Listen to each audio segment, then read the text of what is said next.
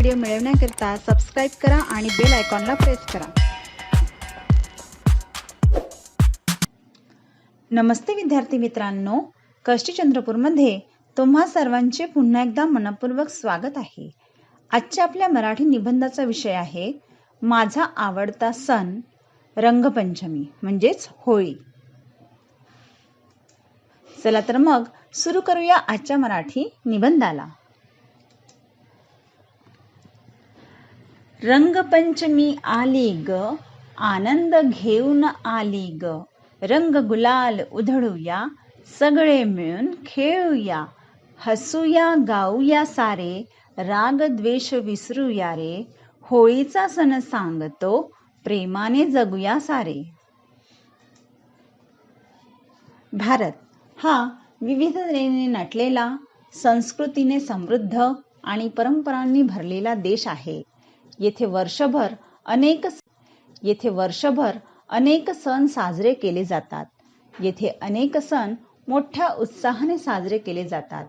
त्यामुळे भारताला सण उत्सवांचा देश असेही म्हटले जाते. वर्षभरात अनेक सण येतात, जसे की दिवाळी, गणेशोत्सव, मकर संक्रांत, होळी इत्यादी. प्रत्येक सणामागे काहीतरी धार्मिक, सांस्कृतिक किंवा सामाजिक महत्त्व दडलेले असते. या सर्व सणांपैकी माझा सर्वात आवडता सण म्हणजे रंगपंचमी. होळी हा भारतातील एक महत्त्वाचा सण आहे. हा सण फाल्गुन महिन्यात पौर्णिमेला साजरा केला जातो. होळी हा वाईटावर चांगल्याचा विजय दर्शवणारा सण मानला जातो, तर रंगपंचमी आनंद, उत्साह आणि रंगांचे उधळण दर्शवते. हा सण विशेषतः महाराष्ट्रात मोठ्या उत्साहात साजरा केला जातो. या सणामागे अनेक पौराणिक कथा सांगितल्या जातात. त्यापैकी प्रल्हाद आणि होलिका यांची कथा प्रसिद्ध आहे. भक्त प्रल्हाद हा विष्णू भक्त होता, तर त्याचा पिता हिरण्यकश्यप हा अहंकारी राजा होता. प्रल्हादाची भक्ती नष्ट करण्यासाठी होलिकेने त्याला अग्नीत बसवले, परंतु देवकृपेने प्रल्हाद वाचला आणि होलिका जळून नष्ट झाली.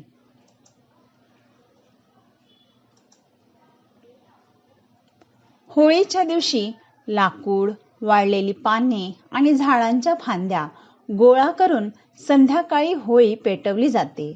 होळीभोवती फेर धरून पूजा केली जाते. होळी पेटवताना होलिका दहन केले जाते. यावेळी वाईट सवयी, अहंकार आणि द्वेष यांचे दहन करून नव्या चांगल्या विचारांचे स्वागत केले जाते, अशी भावना असते. होळीच्या दुसऱ्या दिवशी धुळवड किंवा रंगोत्सव साजरा केला जातो. होळी या सणाचे सामाजिक महत्त्व खूप आहे. या सणामुळे लोकांमध्ये एकता, बंधुभाव आणि आपुलकी वाढते. होळी सणाला सांस्कृतिक महत्त्वही आहे. काही ठिकाणी लोकगीते, फुगड्या, भोंडला, ढोल ताशांचे वादन यांचे आयोजन केले जाते. ग्रामीण भागात होळीला विशेष उत्साह असतो. पारंपरिक पद्धतीने सण साजरा केला जातो. यामुळे आपली लोकसंस्कृती जपली जाते. हा सण आपल्याला आनंदाने जगण्याची आणि एकमेकांशी स्नेह ठेवण्याची शिकवण देतो. रंगपंचमीच्या दिवशी सकाळपासूनच वातावरणात वेगळीच चैतन्यता जाणवते. रस्त्यांवर, गल्लीबोळात, मैदानात रंगांनी नटलेली माणसे दिसतात. लहान मुले तर या सणाची आतुरतेने वाट पाहत असतात. लहान मुले पिचकारीने रंग खेळतात.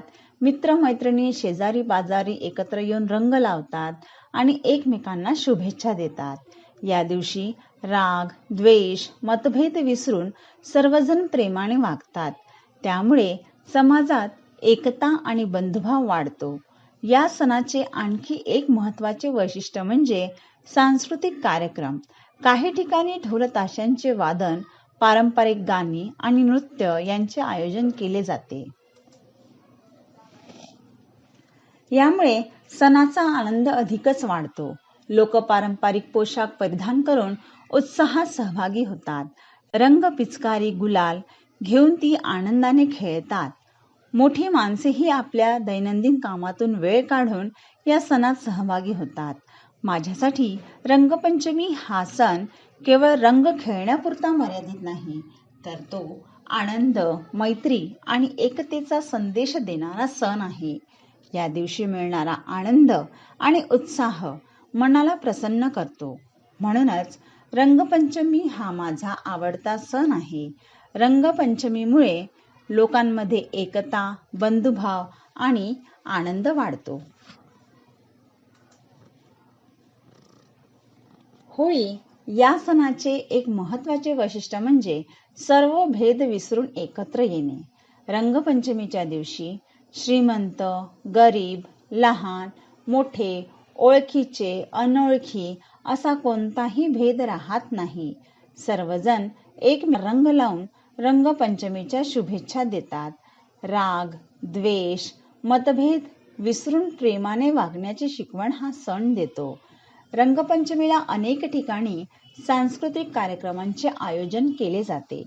ढोल ताशांचे वादन, पारंपरिक गाणी, लोकनृत्य यामुळे वातावरण अधिकच उत्साही बनते.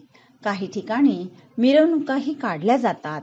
या मिरवणुकांमध्ये लोक रंगांनी माखलेले आनंदाने नाचताना दिसतात. हे दृश्य पाहताना मन आनंदाने भरून येते.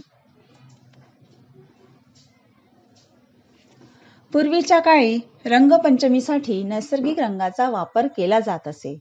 फुलांपासून, झाडांच्या सालीपासून, हळद, कुंकू यासारख्या वस्तूंमधून रंग तयार केले जात. हे रंग त्वचेसाठी सुरक्षित आणि पर्यावरणासाठी हितकारक होते. आजच्या काळात रासायनिक रंगांचा वापर वाढला असला तरी अनेक लोक पुन्हा नैसर्गिक रंगाकडे वळत आहेत. ही आनंदाची गोष्ट आहे. आजही अनेक लोक पर्यावरणाचे भान ठेवून नैसर्गिक रंगांचा वापर करतात. हे खूप चांगले आहे. त्यामुळे पर्यावरणाचेही संरक्षण होते. रंगपंचमी साजरी करताना आपल्याला काही गोष्टींची काळजी घ्यावी लागते. रासायनिक रंगांचा वापर टाळावा. झाडे तोडून मोठी होळी लावणे टाळावे. पाण्याचा अपव्यय करू नये आणि कोणालाही जबरदस्तीने रंग लावू नये. डोळे, कान यासारख्या संवेदनशील अवयवांची काळजी घ्यावी. हा सण आनंदासाठी असतो, त्रास देण्यासाठी नाही. रंगपंचमी हा सण आनंद, एकता व प्रेमाचा संदेश देतो. सण साजरा करताना सर्वांचा आनंद जपणे महत्त्वाचे असते. पर्यावरणाला हानी पोहोचेल असे कृत्य करू नये. सण साजरा करताना शिस्त, संयम आणि जबाबदारी पाळणे गरजेचे आहे. रंगपंचमी हा सण केवळ रंग खेळण्यापुरता मर्यादित नाही, तो मानसिक ताजेपणा देणारा सण आहे. दैनंदिन जीवनातील ताणतणाव, चिंता, अभ्यास किंवा कामाचा थकवा या सणामुळे विसरायला मदत होते. रंगांच्या सहवासात मन प्रसन्न होते आणि नव्या उत्साहाने पुढील दिवसांना सामोरे जाण्याची ऊर्जा मिळते. माझ्या दृष्टीने रंगपंचमीचे आणखी एक महत्त्व म्हणजे मित्र-मैत्रिणींसोबत घालवलेला वेळ. शाळेतील मित्र, शेजारची मुले, नातेवाईक यांच्यासोबत मिळून रंग खेळताना खूप मजा येते. हे क्षण आयुष्यभर लक्षात राहणारे असतात. सणांमुळे नातेसंबंध अधिक घट्ट होतात. रंगपंचमी आपल्याला एकतेचा, आनंदाचा आणि प्रेमाचा संदेश देते. समाजात सलोखा, बंधुभाव आणि सकारात्मकता निर्माण करण्याचे काम हा सण. म्हणूनच मला रंगपंचमी हा सण खूप आवडतो. रंगपंचमीचा उत्साह, आनंद आणि आपुलकी माझ्या मनाला नेहमीच आनंद देतात. त्यामुळे रंगपंचमी हा माझा आवडता सण आहे. होळी हा केवळ रंगांचा सण नसून तो संस्कृती, एकता आणि सद्भावना यांचा सण आहे. वाईट विचारांचे दहन करून चांगुलपणाचा स्वीकार करण्याचा संदेश होळी आपल्याला देते. म्हणूनच होळी हा भारतातील एक अत्यंत महत्त्वाचा आणि आनंददायी सण आहे. नैसर्गिक रंग वापरूया, पर्यावरण जपूया. नैसर्गिक रंग वापरूया, पर्यावरण जपूया. सर्वांमध्ये प्रेम वाढे, एकतेचा संदेश घडे. सण साजरा, रंगपंचमी माझा लाडका खरा. हसत खेळत सण साजरा, रंगपंचमी माझा लाडका खरा. धन्यवाद विद्यार्थी मित्रांनो. व्हिडिओ आवडल्यास लाईक, शेअर, कमेंट आणि सबस्क्राईब नक्की करा.